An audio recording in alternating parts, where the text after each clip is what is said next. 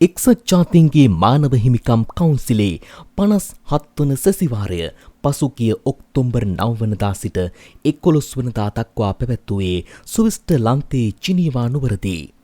එහිදී එක්සත් ජාතීන්ගේ මානව හිමිකම් පිළිබඳ මහ කොමසාරිස්වරයා වන වෝල්කර් ටර්ක් මහතා සැසිය ආරම්භයේදී ශ්‍රී ලංකාව පිළිබඳ කරුණු ඉදිරිපත් කරනු ලැබුවා. ඒ පසුගිය වර්ෂයේ 51 වන කවුන්සිලේ 51හි එක යෝජනාවලිය අනුවයි. ඒට අනුව 54 වන කවුන්සිලේදී ලිඛිත කරුණු දැක්වීමක් සහ 57 වන කවුන්සිලේදී සවිස්තර වාර්තාවක් ඉදිරිපත් කිරීමට යෝජනා වී තිබුණා. ඒ අනුව මානව හිමිකම් මහ කොමසාරිස්වරයා කරුණු දැක්වීමක් සිදු කළද එහි දිගුවක් අන්තර්ගත නොවීම සුවිශේෂී කරුණක් ලෙස දැක්විය හැකි. මානව හිමිකම් පිළිබඳ මහ කොමසාරිස්වරයා ශ්‍රී ලංකාව පිළිබඳව මෙලෙස අදහස් පළ කළා. Sri Lanka stands ගෝලීය අවධානය යොමු විය යුතු තීරණාත්මක අභියෝගවලට ශ්‍රී ලංකාව මුහුණ දෙමින් ඉන්නවා. අපගේ වාර්තාව නිදහසට තිබෙන තර්ජන, ප්‍රතිගාමී නීති, සිවිල් හිංසන ඇතුළු කනස්සල්ලට පත්වන ප්‍රවණතා ඉස්මතු කර පෙන්වනවා. 2022 විරෝධතාවලින් පසු ප්‍රජාතන්ත්‍රවාදී පොරොන්දු ඉටු නොවීම සමග ආර්ථික අරගල හේතුවෙන් බොහෝ දෙනෙක් දරිද්‍රතාවයෙන් සිටිනවා. වසර 15කට පෙර යුද්ධය අවසන් වුවද බිල්දිතයන් යුක්තිය අපේක්ෂා කරනවා. දණ්ඩ මුක්තිය අඛණ්ඩව අපයෝජන වලට අවස්ථාව නිර්මාණය කරනවා. ඉදිරි මැතිවරණයේ තීරණාත්මකයි. ශ්‍රී ලංකාවේ නායකත්වය නිදහස ආරක්ෂා කිරීම, වගකීම සහ ප්‍රතිසංස්කරණය සඳහා කැපවිය යුතුයි. අතීත උල්ලංඝනයන් පිළිගැනීම, ආරක්ෂකාන්ත ප්‍රතිසංස්කරණය කිරීම, සංහිඳියාව ඇති කිරීම කල්පවත්නා සාමය සඳහා අත්‍යවශ්‍යයි. මේ ඉදිරි ගමනේදී ශ්‍රී ලංකාවට සහාය වීමට මගේ කාර්යාලය සූදානම්ව සිටිනවා. As stated by President Dissanayaka, පසුගියදා පත් වූ ජනාධිපතිවරයාගේ මතය වී ඇති පරිදි අපේ අරමුණ වන්නේ දේශීය යාන්ත්‍රණ විශ්වසනීය සහ අර්ථ සම්පන්න බවට පත් කිරීමයි. ජනාධිපතිවරයා දී ඇති උපදෙස් පරිදි අතීතයේ සිට මෙතෙක් වෙසඳී නොමැති පැහැදිලිව හඳුනාගත් වගවීමේ සිද්ධීන් ගණනාවක් සම්බන්ධයෙන් වූ පරීක්ෂණ කඩිනම් කරන බව විමර්ශන බලධාරීන් දැනටමත් ප්‍රකාශ කරලා තිබෙනවා. එහිදී පාස්කු ඉරිදා ප්‍රහාරයෙන් විපතට පත් වූවන්ටද යුක්තිය ඉටවනු ඇති. 57L1 යෝජනා කෙටුම්පත මගින් මානව හිමිකම් කවුන්සිලේ 51 යෝජනාවේ ඇතුළත් බලාධිකාරිය තවදුරටත් දීර්ඝ කිරීමකට ලක් කරනවා. එක්සත් ජාතීන්ගේ මානව හිමිකම් පිළිබඳ මහ කොමසාරිස් කාර්යාලයේ බාහිර සාක්ෂි එකතු කිරීමේ යාන්ත්‍රණයක් ස්ථාපිත කිරීමට මූලික වූ මානව හිමිකම් කවුන්සිලේ 51 යෝජනාවට සහ ඊට පෙර සම්මත කොටගත් මානව හිමිකම් කවුන්සිලේ 46 යෝජනාවට ශ්‍රී ලංකාව සිය විරෝධය පළ කර තිබෙනවා. යෝජනාවට අදාළ රට වශයෙන් ශ්‍රී ලංකාවේ එකඟතාවයෙන් තොරව 51 යෝජනාව කවුන්සිලයට ඉදිරිපත් කරන ලද අතර එයද සම්මතුනේ බෙදී ගිය ඡන්දයකින්. අප මෙම කවුන්සිලයට යලි යලිත් සිහිපත් කර ඇති පරිදි එක්සත් ජාතීන්ගේ මානව හිමිකම් පිළිබඳ මහ කොමසාරිස් කාර්යාලය තුළ මෙම බාහිර සාක්ෂි එකතු කිරීමේ යාන්ත්‍රණය පිහිටුවීම කවුන්සිලේ බලාධිකාරිය පෙර නොවූ විරු ලෙස සහ අතනෝමතික ලෙස ව්‍යාප්ත කිරීමක්. රටක ආණ්ඩුක්‍රම ව්‍යවස්ථාවට පටහැනිව ක්‍රියාත්මක වන සහ එම රටේ දේශීය නෛතික ක්‍රියාදාම පූර්ව විනිශ්චයකට ලක් කරන බාහිර යාන්ත්‍රණයක් ස්ථාපිත කිරීම කිසිදු ස්වෛරී රාජ්‍යයකට පිළිගත නොහැකි. තවද මෙම යාන්ත්‍රණය මගින් නොනැවතී ව්‍යාප්ත වන බලාධිකාරිය සහ එම යාන්ත්‍රණය නිසා ඇතිවන ප්‍රතිපාදනමේ ගැටලු පිළිබඳව බොහෝ රටවල් දැනටමත් සිය කනස්සල්ල පළ කර තිබෙනවා. ඒ අනුව 51 යෝජනා සම්මතයේ බලාධිකාරිය දීර්ඝ කිරීම සඳහා මෙම කවුන්සිලය හමුවේ ඉදිරිපත් කර ඇති කෙටුම්පත් යෝජනාව අප ප්‍රතික්ෂේප කරනවා. අපේ රටේ නව පරිච්ඡේදයකට පිවිසෙන්නා වූ මේ අවස්ථාවේදී ශ්‍රී ලංකාවට සහාය දක්වමින් බොහෝ රටවල් මෙම කවුන්සිලයේදී ගත්තා වූ ප්‍රතිපත්තිමය ස්ථාවරයන්ද මා අගය කරනවා. ආණ්ඩුවේ මෙම ස්ථාවරත්වය පිළිබඳව තවදුරටත් කරුණු දක්වන කොළඹ විශ්වවිද්‍යාලයේ මහාචාර්ය නිර්මාල් රංජිත් දේවසිරි මහතා දැන් මම හිතනවා මේ ආණ්ඩුව ගත්ත තීරණය නිවැරදි තීරණයක් කියලා. දෙය නිවැරදි තීරණයක් වෙන්නේ දැන් අපි බැලුවොත් මෙහි අනිත් පැත්ත සිදු වුණා. ඒ කියන්නේ එහෙම නැත්තම් දැන් මේ යෝජනාවට සහයෝගය දීමට මේ ආණ්ඩුව තීරණය කළොත් කුමක්ද සිදුවිය හැක්කේ?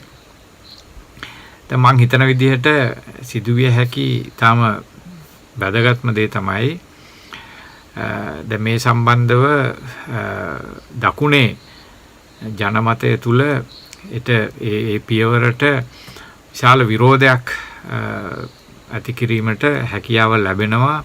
විශේෂයෙන්ම අපි සාමාන්‍යයෙන් සිංහල අන්තවාදී කණ්ඩායම් කියලා කියන පිරිස්වලට විශේෂයෙන් මේ සමාජ මාධ්‍ය වගේ ඒ sannivedana මාධ්‍ය ඊටාම ශක්තිමත් යුගයක මම හිතන්නේ මේ වගේ දේවල් ඉස්මතු කිරීම ඉතාම පහසුයි.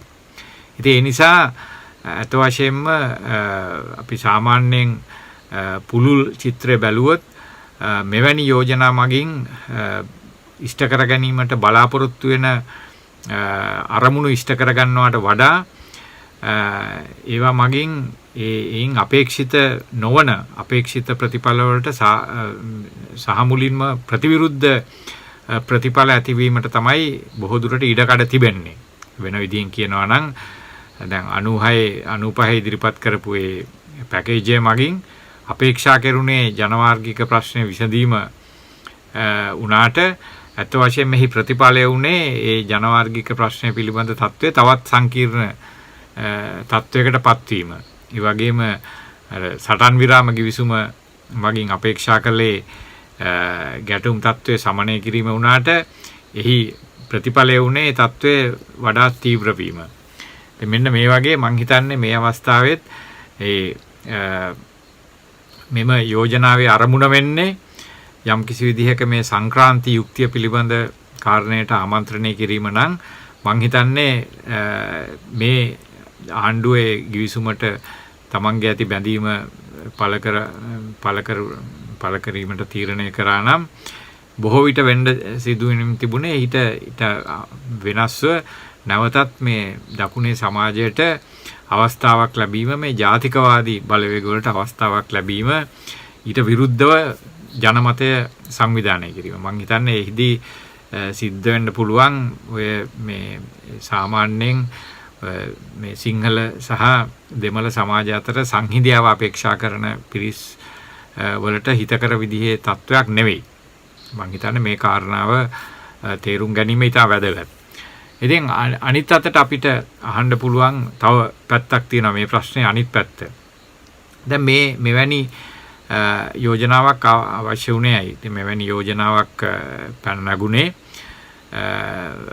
යුද්ධය අවසන් වුණායින් පසුව ඒ සම්බන්ධව විශාල මේ ගැටලු විශේෂයෙන් දෙමළ සමාජය තුළ මතු වුණා. අපි සාමාන්‍යයෙන් සංක්‍රාන්ති යුක්තිය ට්‍රාන්සිෂනල් ජස්ටිස් කියන ඒ වර්ගයට අයිති වෙන විදිහේ විශාල ගැටලු මතු වුණා. අතුරුදහන් වීම පිළිබඳව, යුද්ධය අවසන් වීමේදී සිදුවුණු ආකාරය පිළිබඳව, මේවා පිළිබඳව සාමාන්‍යයෙන් පෙනුණා ස්වදේශීය වශයෙන් මේ පිළිබඳව ප්‍රමාණවත් විදිහේ කතිකාවක් ඇති කිරීමට නැත්නම් ඒ අසාධාරණයට ලක් වූ ජනයාගේ සංවේදීතාවයන් පිළිබඳව ප්‍රමාණවත් විදිහට එයාගේ ආමන්ත්‍රණය කිරීම සඳහා සූදානමක් තිබුණ නැති බව. එවැනි තත්ත්වයක් තුළ තමයි එවැනි ජාත්‍යන්තර මැදිහත් වීමක් යුක්තිසහගත කෙරුණේ. දැන් මං හිතන්නේ දැන් මීට අදාළ බොහෝ දේවල් ඔය මේ මැතිවරණ උණුසුම ඊළඟට එනවා මහා මැතිවරණය, පාර්ලිමේන්තු මැතිවරණය. දැන් ඒ උණුසුමට යටපත් වෙලා තිබෙනවා මේ වගේ දේවල්. නමුත් මං හිතන්නේ මේ මැතිවරණ උණුසුම අතරේ පවා මෙවැනි මේ ප්‍රශ්නය පිළිබඳව සංවේදී වීම සහ මේ ජිනීවා යෝජනාවලියෙන් ඉවත් වීමෙන් පසු ක්‍රියාවලිය ගැන යම්කිසි ප්‍රමාණවත් පැහැදිලි කිරීමක් කිරීම මං හිතන්නේ ඉතා වැදගත් වෙනවා කියලා.